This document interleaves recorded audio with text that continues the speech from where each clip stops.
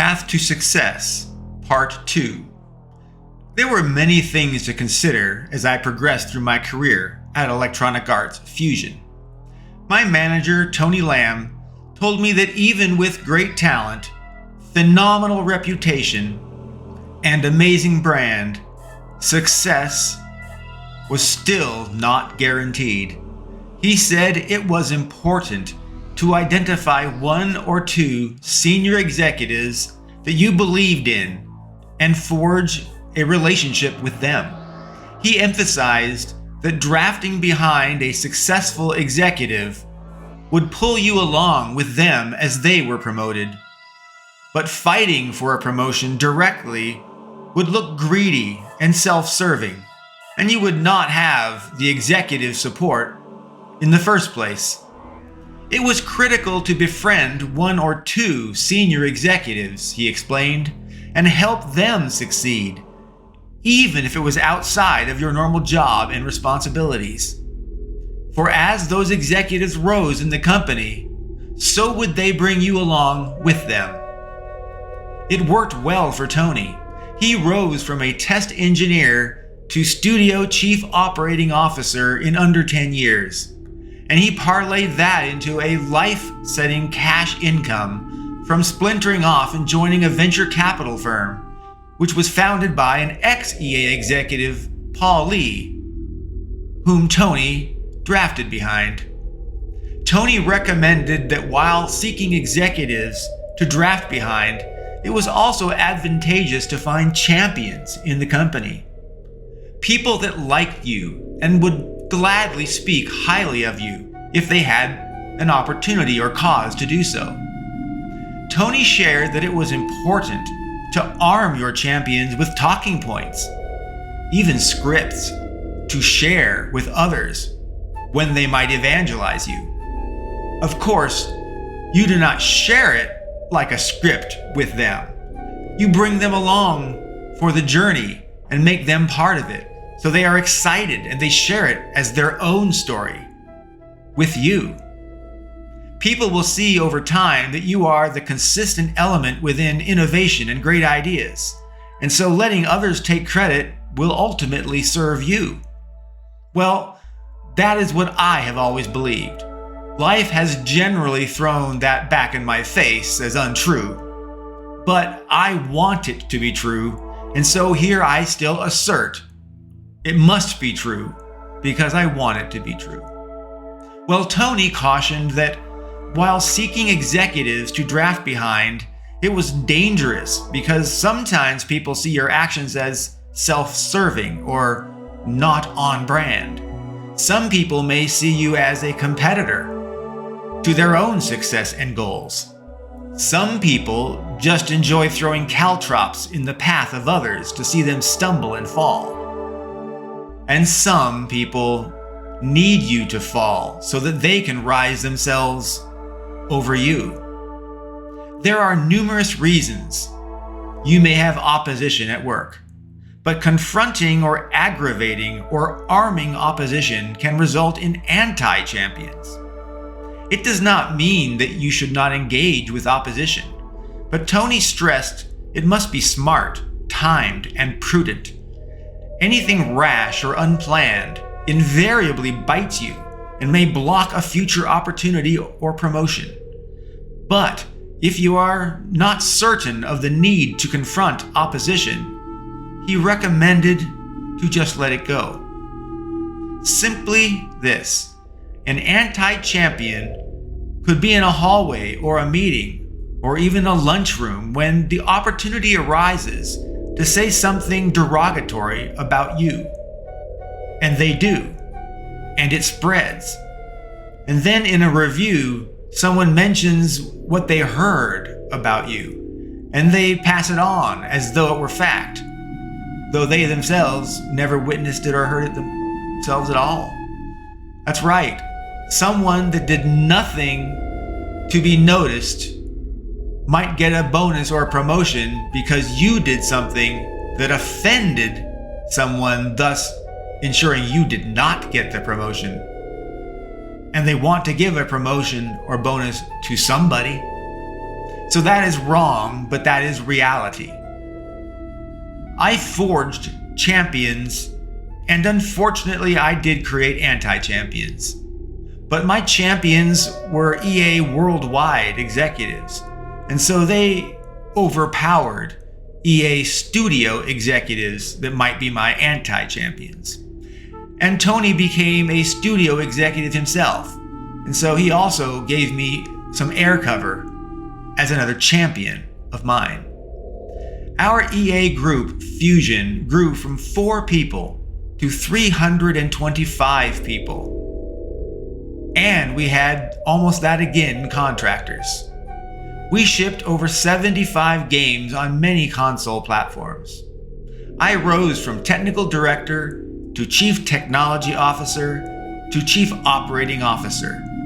I was successful in Electronic Arts, and my brand followed me to Microsoft and beyond. Although Fusion ultimately did have an end, it had an incredible journey as it ascended to greatness and phenomenal success. As its waters rose, so did its founders, including me. As Fusion grew, so did I. I learned a lot of things. We had to expand our staff, headcount, and organize our teams to facilitate oversight while empowering those teams to own their own plans and development strategies, unless they stumbled, and they did stumble, or if they asked for help. Later, we set up central groups to provide user interface designs, visuals, sounds, art, animation, music, even build systems and pipelines, tools and libraries, analytics tools and databases, central engineering resources and people, and a technical director council, which we joked as the TDC, like a Jedi council. We had all sorts of central groups. The Front-End Engineering Services, acronym FEES, F-E-E-S. Front-End Design Services, F-E-D-S, the Feds. Fusion Art Services Team, FAST, F-A-S-T. Art Direction, AD, it was just 2 people. Central Art and Animation Team, CAT. They did not really have a direct acronym, but I liked CAT. Central Sound and Music, CSM. They also didn't go by that acronym, but it was used. Technical Director Council, the TDC. That was 5 people, plus myself as the CTO. Technical Art Directors and Direction, TAD. Well, that was 1 person. Central Technology, or CT. That was about 3 dozen people reporting to me. Having more than half of Fusion's staff working centrally in a shared resource model made planning projects extremely detailed and demanding. I recall some engineers breaking into tears over the stress of detail and the reviews by technical directors. Even though technical directors, TDs, were there to help, having your work torn apart is humiliating, no matter how nicely it is done. In Fusion's growth, we accomplished a lot.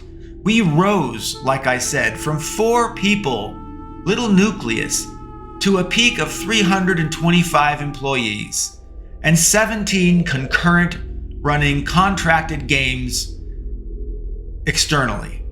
We hired the highest top talent in the world. These were the kind of people that are not used to failure. But our work was so complex and difficult that it crushed even them, and some in tears. Game teams were small because half their size was central to Fusion and shared across all game teams as they needed them. The idea was to have a pool of people that could move between products and game teams daily, weekly, monthly, whatever intervals made sense. But game teams had to submit work requests just like they would to an external company. requiring detailed and difficult planning, made product development much smoother and faster and predictable. Consequently, Fusion was immensely cost efficient. And Fusion delivered highly reviewed and big selling games. Fusion made products for handheld gaming devices like the PlayStation Portable, Nintendo Game Boy, and Game Boy Advanced. It even did products on the Nokia N-Gage, and later video game consoles like the Xbox 360, PlayStation 3, and Nintendo GameCube, and of course Nintendo Wii. We designed and prototyped and managed manufacturing in Hong Kong directly. EA Fusion delivered and published over 75 games in 8 languages over its 6-year lifespan. It sold over 20 million game units and generated $700 million in revenue. It was the second most profitable division within Electronic Arts worldwide in the era, second only to The Sims. Fusion created and shared original technologies across EA globally, including networking and matchmaking, lobby and service, large-scale multiplayer, local area network, wireless and online gaming technologies and tools. We delivered core software libraries, we delivered rendering libraries and pipeline tools. EA Fusion was a business, product, and technology powerhouse that exploded in success within a year of its formation, and it grew exponentially until its 6th year, when political forces replaced its leadership and made life terrible for those that remained, to encourage them to self-select and resign to leave the company. EA Canada believed Fusion's success was its products and the people it hired. They were wrong. Fusion's success was due to Fusion's founders, due to Tony Lamb, Dave McCarthy, and me, and to Warren Wall for his championing and protecting us during the division's creation. Without its founders anymore in Fusion, Fusion collapsed under the foolishness of EA Canada's usurping and replacing its executives with would-be new executives that were clueless. They had crushed Fusion and subsequently lost their jobs as a result. Had EA Canada's marauding leaders left Fusion alone, their incompetence would likely have not been so exposed quickly. But we had super success, and they seized control, and they had super failure. It was ironic that EA Canada's executives attained what they wanted through political removal of Fusion's founders. They acquired the Fusion division surreptitiously, but without the know-how and the trust of the staff. The division and group collapsed. The culture faded and the people disbanded into the wind. And Fusion was no more.